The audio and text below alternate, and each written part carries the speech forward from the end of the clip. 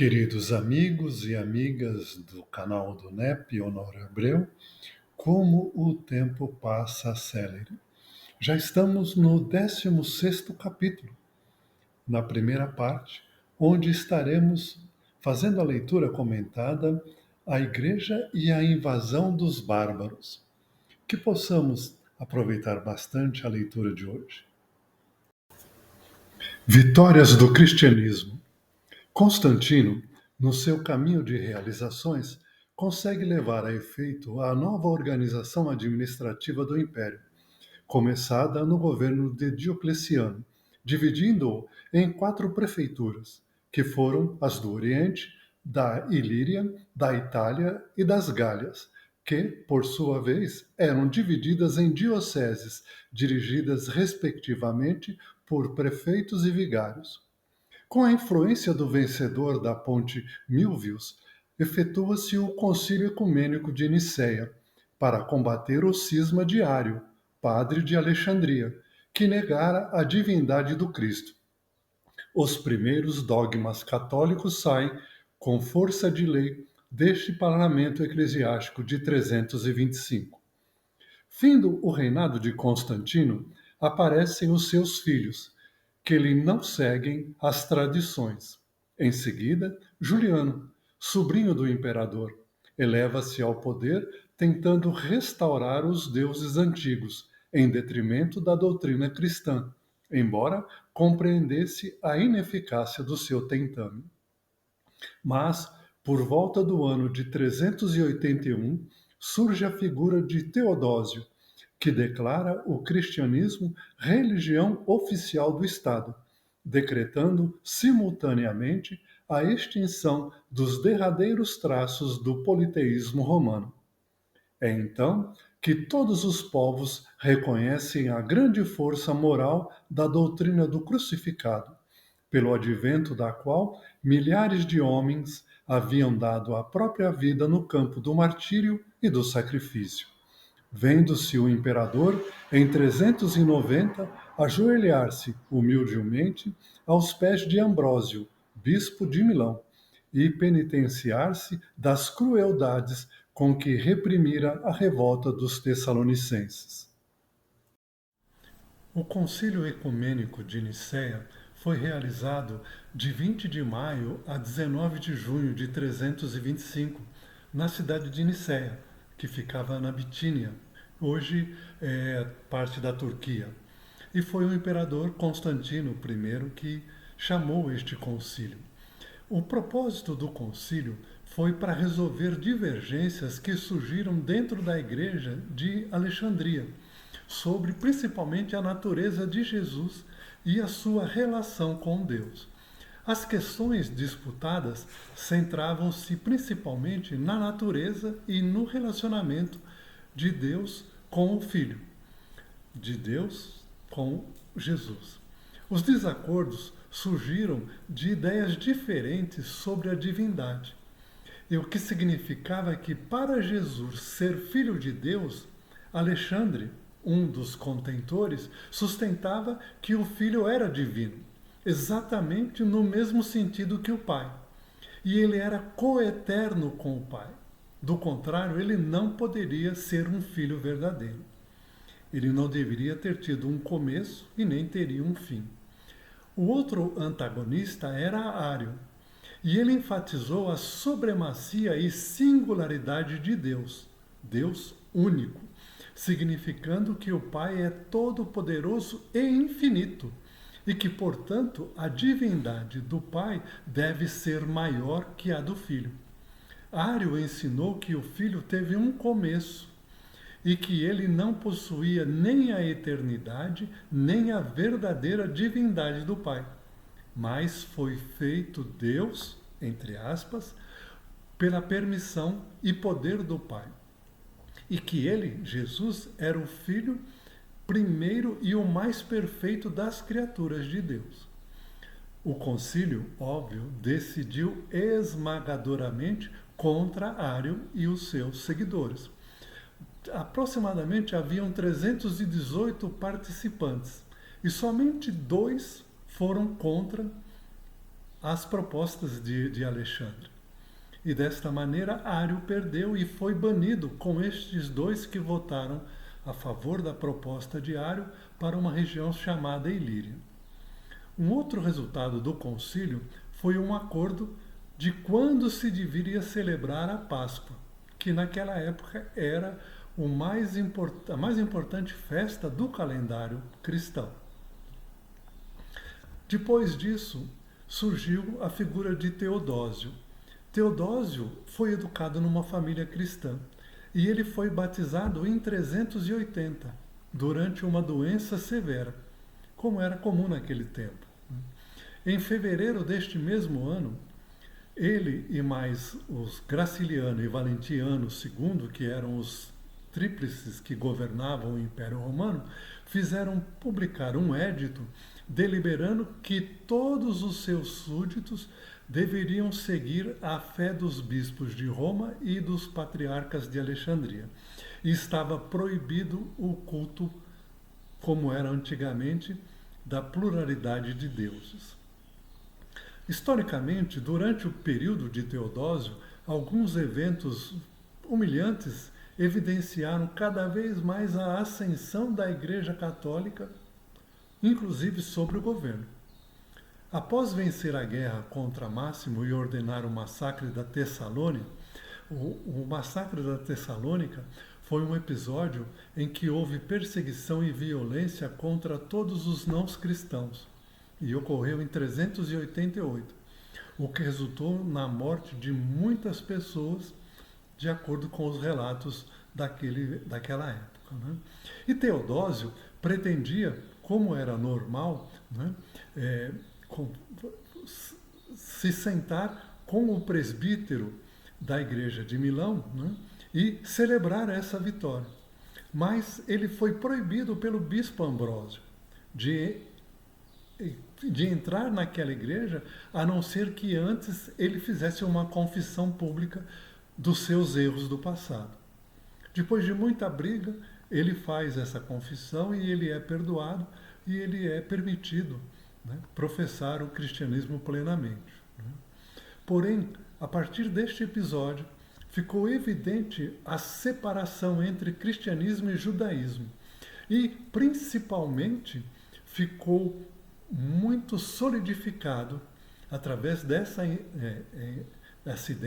incidente, de que a igreja poderia agora manejar, e como realmente manejou, para influenciar a legislação do império de modo a favorecer o cristianismo e principalmente prejudicar o judaísmo.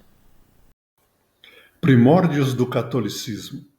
O cristianismo, porém, já não aparecia com aquela mesma humildade de outros tempos. Suas cruzes e cálices deixavam entrever a cooperação do ouro e das pedrarias, mal lembrando a madeira tosca da época gloriosa das virtudes apostólicas. Seus concílios, como os de Nicéia, Constantinopla, Éfeso, Calcedônia, não eram assembleias que imitassem as reuniões plácidas e humildes da Galiléia.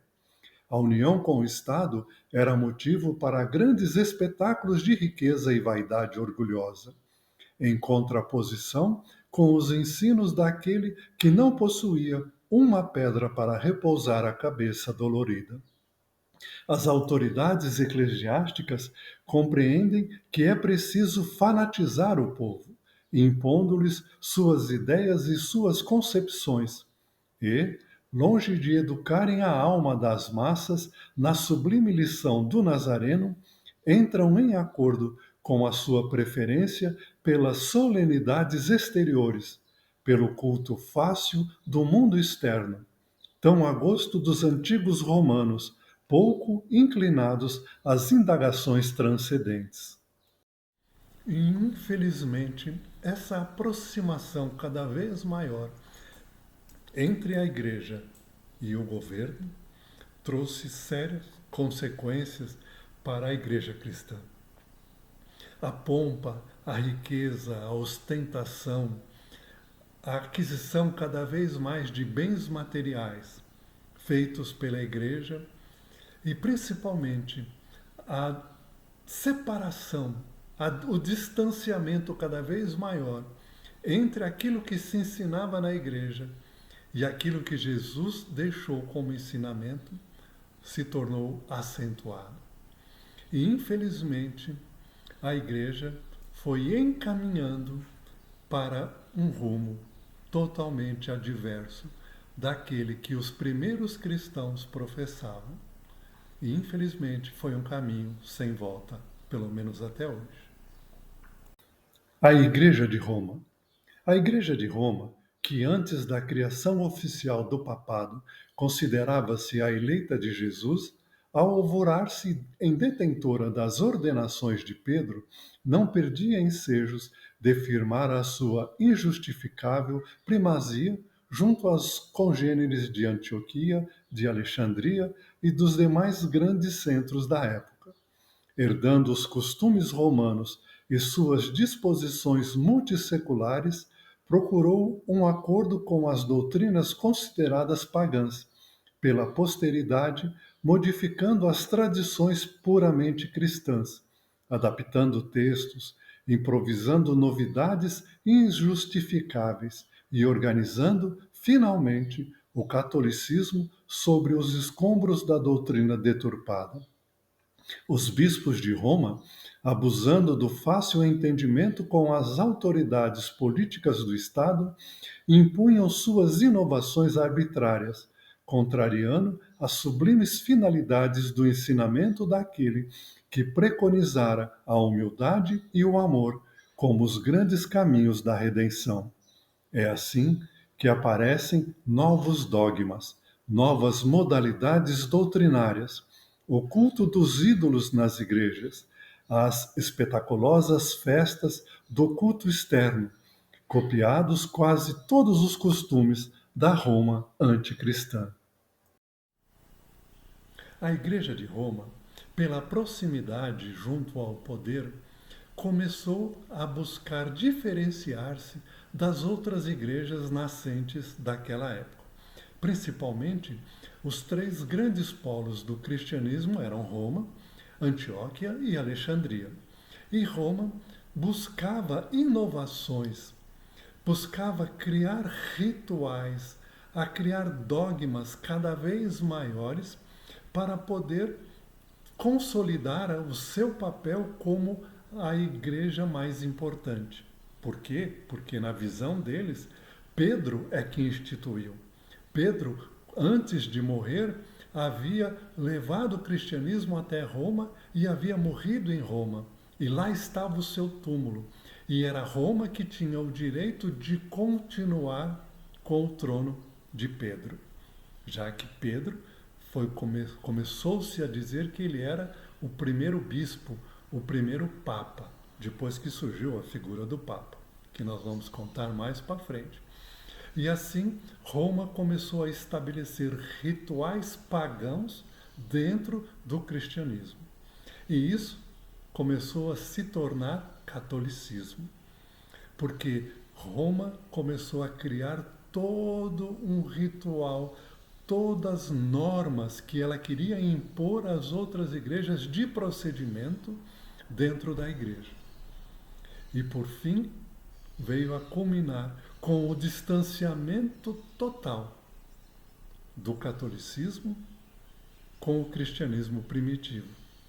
Ficou muito mais o culto ao externo, o culto muitas vezes à matéria, do que aquela simplicidade e a pureza dos primeiros cristãos.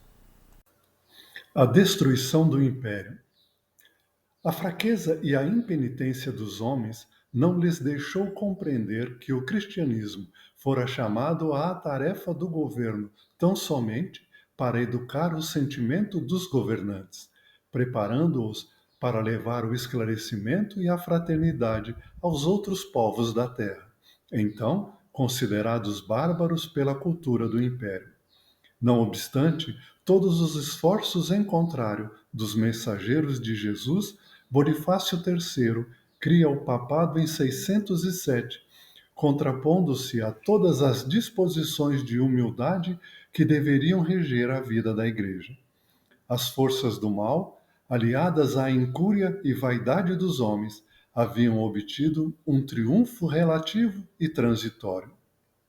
Os gênios do espaço, todavia, à claridade soberana da misericórdia do Senhor, reúnem-se no infinito, adotando providências novas concernentes ao progresso dos homens. Todos os recursos haviam sido prodigalizados a Roma, a fim de que as suas expressões políticas e intelectuais se estendessem pelo orbe, abrangendo todas as gentes no mesmo amplexo de amor e de unidade.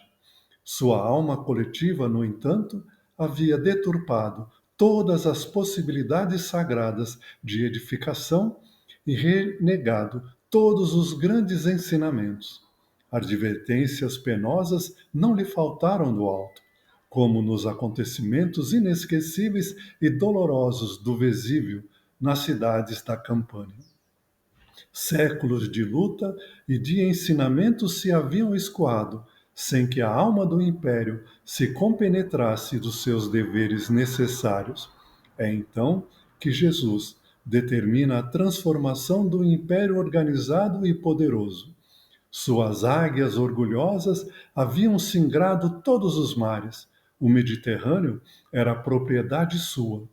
Todos os povos se lhe curvavam para a homenagem e para a obediência. Mas uma força invisível arrancou-lhe todos os diademas, tirou-lhe as energias e lhe reduziu as glórias a um punhado de cinzas. Até hoje, o espírito que investiga o passado inquire o motivo desses sinistros arrasamentos, mas a verdade é que todos os fundamentos da terra residem em Jesus Cristo. Como já foi comentado aqui durante a nossa leitura em outros capítulos, de acordo com o planejamento de Cristo e dos seus emissários, Roma tinha um papel fundamental ao construir este império, de levar a cultura, de levar a evolução para todos os povos conhecidos naquela época. E principalmente, ao ter adotado o cristianismo, levaria tanto a cultura, a inteligência, o progresso, como também levaria o moral. Levaria um novo patamar de moralidade para toda a humanidade. Porém, como temos frisado aqui constantemente, uma das coisas que Cristo e os seus enviados mais valorizam e mais respeitam é o livre-arbítrio dos homens. E assim, infelizmente, apesar do alto investimento que foi feito pelo Cristo e por seus emissários, apesar de todos os recursos que foram dados para aqueles que vieram encarnar naquela época com tarefas específicas, falharam-se profundamente.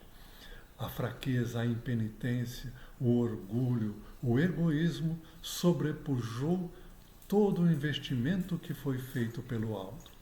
E assim, não faltaram avisos, principalmente quando o Vesúvio destruiu Pompeia, destruiu Herculano, mostrando que aquele poderio era insignificante frente ao poderio de Deus e que o Cristo estava no comando e não permitiria de modo algum que se desviasse muito dos roteiros estabelecidos pelo alto.